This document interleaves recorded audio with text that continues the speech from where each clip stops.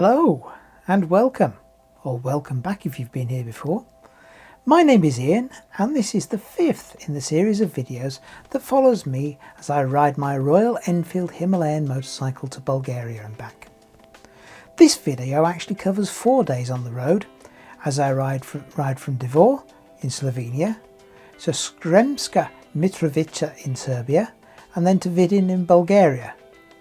Then there are 2 days sightseeing and doing laundry in Vidin. Don't worry, there's no video of my soiled clothes. Honest.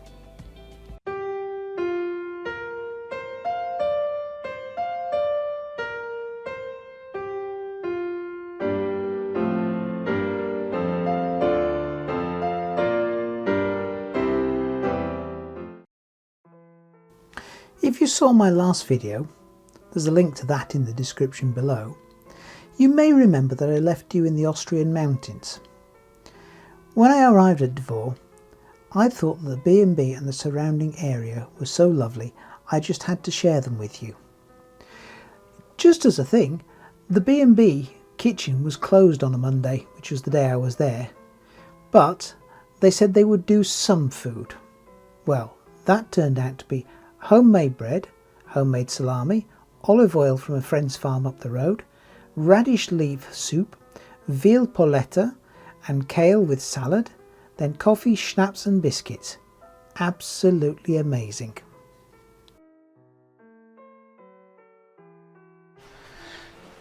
Well, good morning. You find me in Dvor and as you can see, the weather has turned a little bit adverse. We've had thunder and lightning already. It's been raining most of the night and the weather app says there's a 93% chance of rain. I guess that's not going to clear anytime soon. I stayed in an absolutely lovely B&B. Seems to be an old farm building which they've converted through. They've got a tennis court down there, you can see. There's a little Himalayan hiding away. But an absolutely beautiful place and a lovely little village too. Anyhow, I don't think I'm going to be doing an awful lot of filming today, so I'm going to pack everything up.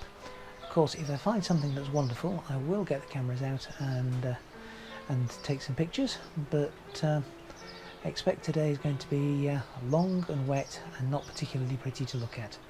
Anyhow, catch you later. Bye for now. As you can see from the real life trace, this day's ride was mainly on large roads and it was mainly flat. One of the highlights of it was turning onto the main road and it telling me that I had 205 miles to go before my next turning. Anyhow, I stayed that night in Sremska Mitrovica. I found this city to be a little strange. As I rode in, several of the areas I rode through were, how can I put this, a bit rough and ready. This may be doing the place a disservice, as the hotel I stayed in was really very plush and the city has an awful lot of history. Coward that I am, I was happy to get to my hotel and hunker down. My enthusiasm for exploring was further diminished by a huge thunderstorm that flooded the streets outside the hotel. Sremska Mitrovica is one of the oldest cities in Europe, with evidence of organised human life from 5000 BC being found in the area. When the Romans conquered the city in the 1st century BC, it was already a well-established city, and it became an important military and strategic site in the Pannonian province. In 293, the Roman Empire was split into 4, and this city was one of its capitals. At the end of the 4th century, control of the city vacillated between various German tribes, notably the Goths, the Gepids and the Huns, not to mention the Romans sticking their oar in occasionally. It should also be noted at this point that 10 Roman emperors were born in or around the city. The city was conquered and destroyed by the Avars in 582 and it lapsed into obscurity for the next 2 centuries. Since then its fortunes have waxed and waned. It's been the part of many countries and it has been the part of an independent Serbia since 2006. Well, good morning. Welcome back. As you can see, I've already left the hotel, made my way out into the big wide world, and we're just at the busy junction of a motorway, which is not my favourite place, and I hope the passing vehicles don't make too much noise. I'm on the Balkan Plains, and as you can see, it's a very flat area. I stayed last night in the town over there, Sremska Mitrovic, which was fine. Had a lovely hotel room, and yesterday I didn't do much filming, or any filming, because it was mainly across the plains and it was mainly either very wet or very boring. Today, hopefully, it's just going to be fairly flat. If I do find something interesting, I'll stop and put the camera on. But other than that, I'll see you later. Bye for now.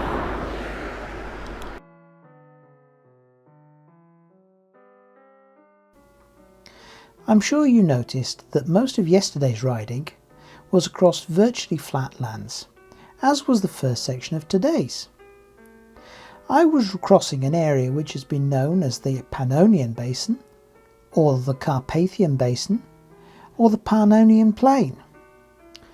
To very much simplify, and quite probably introduce errors here, this is a lowland area that was occupied by the Pannonian Sea.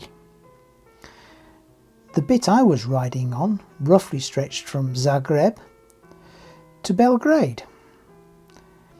The area is actually bounded on the western side by the Alps, to the south by the Dinaric Alps, and to the north and east by the Carpathian Mountains. I exited and crossed the Bulgarian border by crossing the Balkan Mountains, which is a range of mountains that runs from Serbia and across Bulgaria, dividing northern and southern Bulgaria. As you can imagine, it's very flat, you can see for a long way, and it's not that exciting to ride. Getting into the Balkan Mountains was much more fun.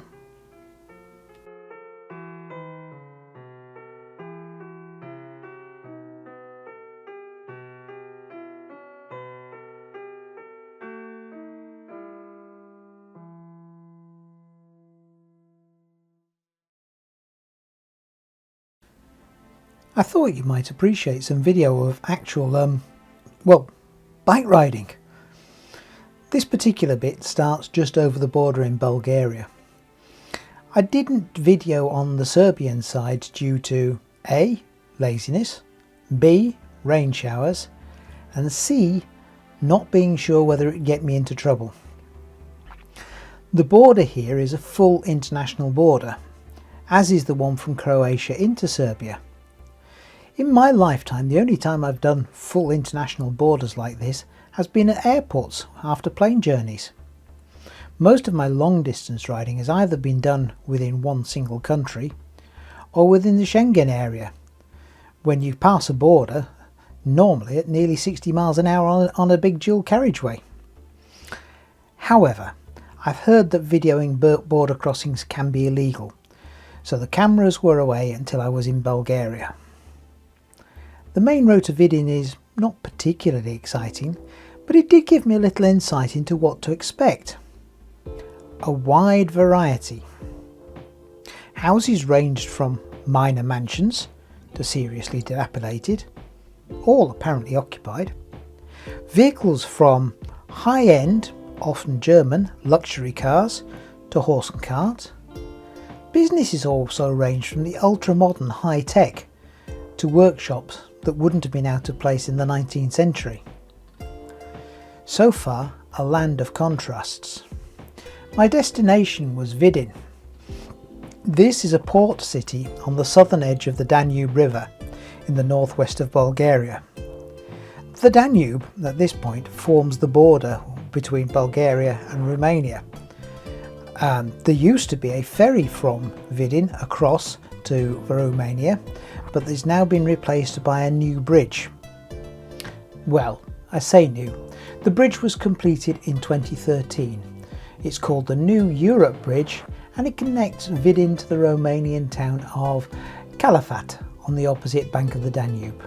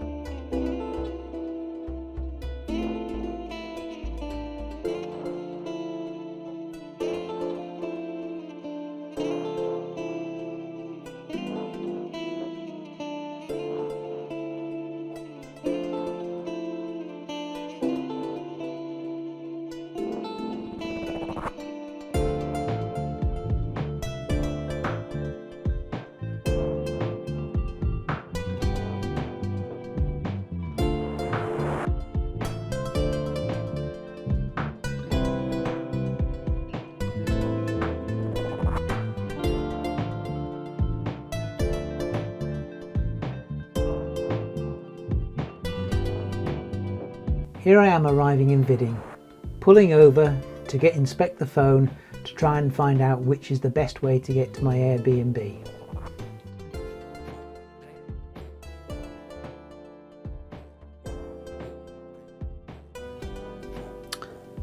I've arrived in Vidin and this is my little Shangri-La. It's an Airbnb and it's nice and close to the centre of town, and I've even got a little corner to hide the motorbike. Ain't that lovely? Here's some history about Vidin. Nowadays it's an industrial, agricultural and trade centre, renowned for its wines. The city was established on the site of a Celtic settlement called Dunonia, which means fortified hill. The Romans built a fort here and called it Bononia. In the Middle Ages the Slavs settled in the area and the city was known as Badin or Badin. The main landmark is Bada Vida, a fortress built from the 10th to the 14th century. First Bulgarian Empire, from 681 to 1018, it was a provincial capital. From approximately 1219 to 1321, it was under the control of the Kingdom of Serbia. Control of the city passed through several countries, notably the Ottoman Empire and Austria. After the liberation of Bulgaria in 1878, it returned to the re-established Bulgarian state.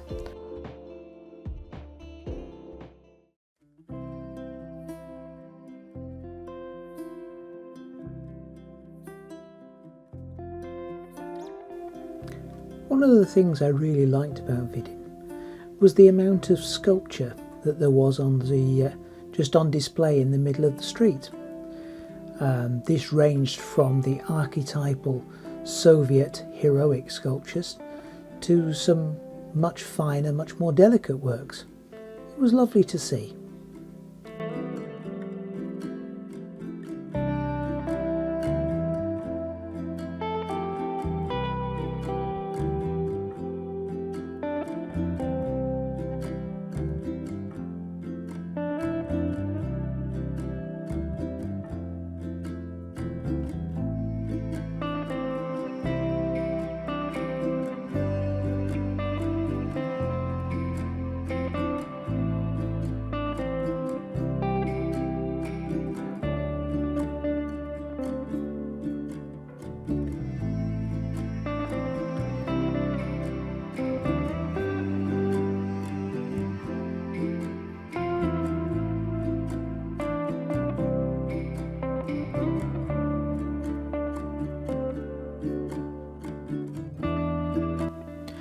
So, who are these two dudes? This statue is of two brothers, Saint Methodius and Saint Cyril, who was also known as Saint Kyrillos. They were Byzantine Christian theologians and missionaries in the 9th century. They evangelized the Slavs and are credited with creating the Glagolitic alphabet, which is the precursor of the Cyrillic alphabet, which, as you will have seen from the signs, is well used about here. The buildings of Vidin were also very interesting. There was the archetypal Soviet style or communist style tower blocks and somewhat dour places to live, and there were some rather elegant earlier buildings which had survived the communist redevelopment. Again, it seemed a very nicely laid out city.